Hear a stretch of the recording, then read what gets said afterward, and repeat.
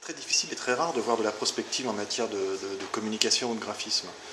Oui, mais alors ça c'était Ou vraiment... alors dans des romans, ou alors dans des films. C'est vrai, mais c'était un des objectifs de l'exposition, c'était de montrer que les designers graphiques ne sont pas seulement des gens qui sont des prestataires de services qui vont qui font un travail pour un client et qui passent à autre chose ensuite. Ce sont des gens qui, bien souvent, enfin quand ils sont bons et compétents et doués, sont des créateurs à part entière, des auteurs à part entière. Et voilà, moi par exemple, il y a quelque chose que je réfute, c'est quand on dit il y a le fond, la forme, non pas du tout. Là, voilà, c'est des gens qui peuvent avoir un univers complet et avoir des choses à défendre aussi et des choses à dire.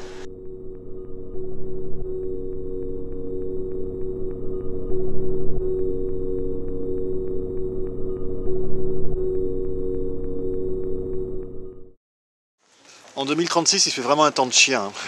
Et oui, ça sera de pire en pire d'ailleurs. Alors vous avez travaillé avec des graphistes sur un concept assez étonnant d'inventer le graphisme de 2036 et d'inventer la com finalement de 2036, puisque là on a des affiches derrière nous, des affiches politiques, des affiches artistiques, des affiches commerciales. On voit que le langage a changé très rapidement. Oui.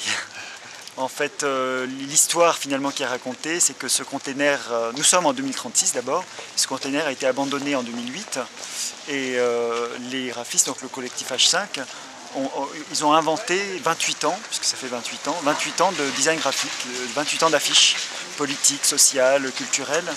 Et voilà, ils les ont collés sur ce container, laissés exprès à l'abandon.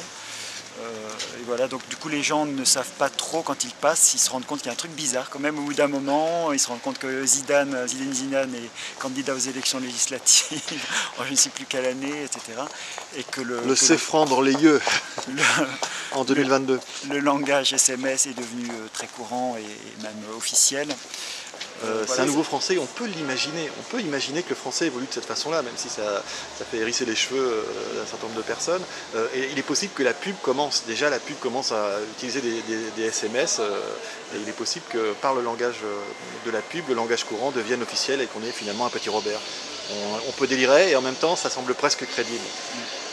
C'est sûr, mais ça existe déjà. Moi, je n'ai pas souvenir de quelle pub il s'agissait exactement, mais j'ai déjà vu le langage SMS utilisé comme ça dans l'espace public. Donc, c'est pas du tout irréaliste, c'est même plutôt probable. Imaginons-nous dans le passé, quoi. Essayons d'imaginer le choc. Bon, c'est toujours un vieux rêve de l'humanité d'ailleurs, hein, d'être propulsé dans le passé ou dans le futur, mais imaginons le choc de nos ancêtres s'ils découvraient notre monde aujourd'hui, quoi. Le premier homme politique qui osera faire son affiche en SMS. Mais il aura tout compris en même temps, parce qu'il touchera toute une population, et à mon avis, ils ne vont pas tarder.